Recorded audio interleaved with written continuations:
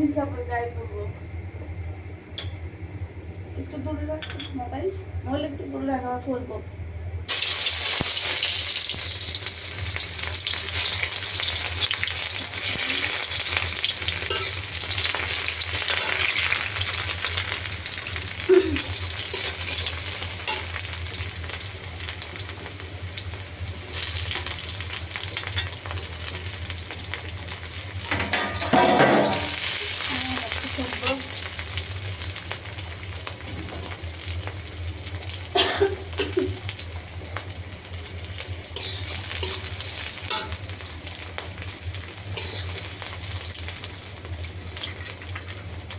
এখানে আদা, রসুন, এলাচ সবকিছু মিক্স করে আমি এই পেস্টটা তৈরি করে রাখি, যাতে খুব তাড়াতাড়ি করে রান্নাটা শেষ করতে পারি।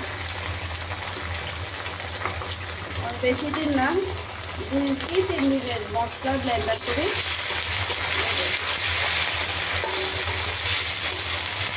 পেঁয়াজ, কাঁচামরিচ আর মশলার পেস্ট এখন দিয়ে দিচ্ছি রাঁধুনি জিরার গুঁড়া,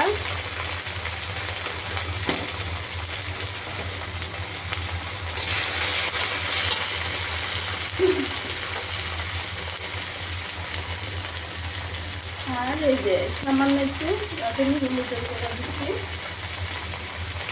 এগুলো রাঁধুনি ছাড়া আমার কাছে অন্য কোনো মশলা ভালো লাগে না।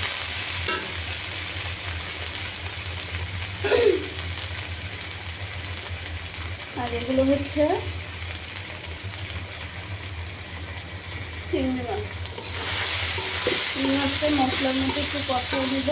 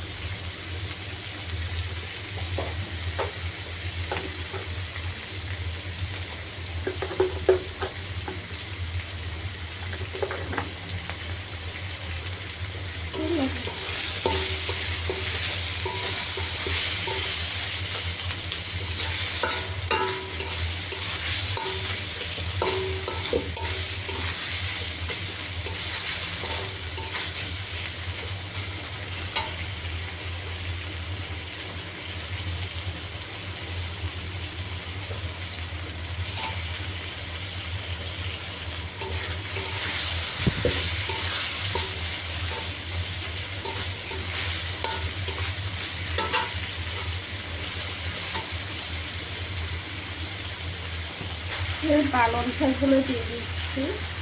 চিংড়ি মাছ দিয়ে পালং শাক ভাজি।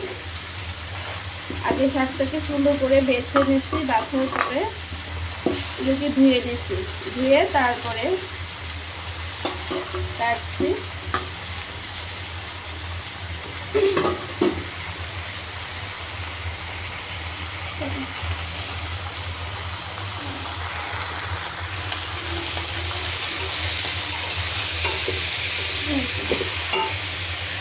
এখন সবগুলো একটু মিক্স করে নিব, এই মশলা, চিংড়ি আর হচ্ছে শাক।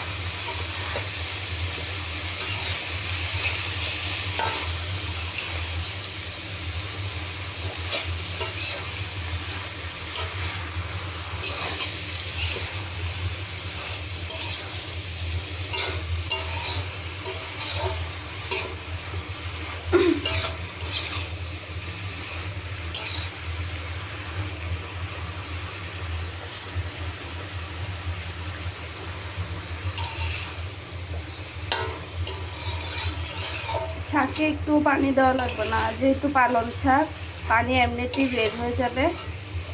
তো এখানে দিছি প্রথমে পেঁয়াজ, কাঁচামরিচ, একটু মশলা, তারপর দিচ্ছি চিংড়ি মাছ, আর এখন দিয়ে দিলাম শাক। পানি দেওয়ার দরকার নাই, এই যে কতগুলো পানি বেরিয়ে গেছে শাক থেকে। আর এই পানিটা দিয়ে চিংড়ি মাছ আর হচ্ছে শাকটা সিদ্ধ হয়ে যাবে।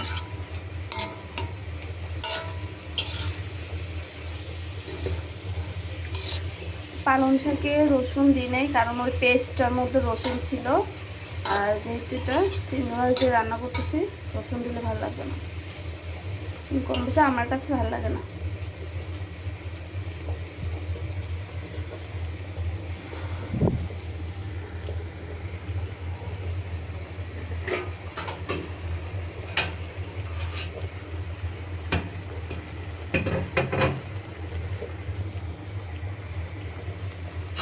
এখন হচ্ছে একটু ঢেকে দিব, আর ঢেকে দিলেই এটা সুন্দর করে হয়ে যাবে, আর কিছুই করা লাগবে না। টাটা।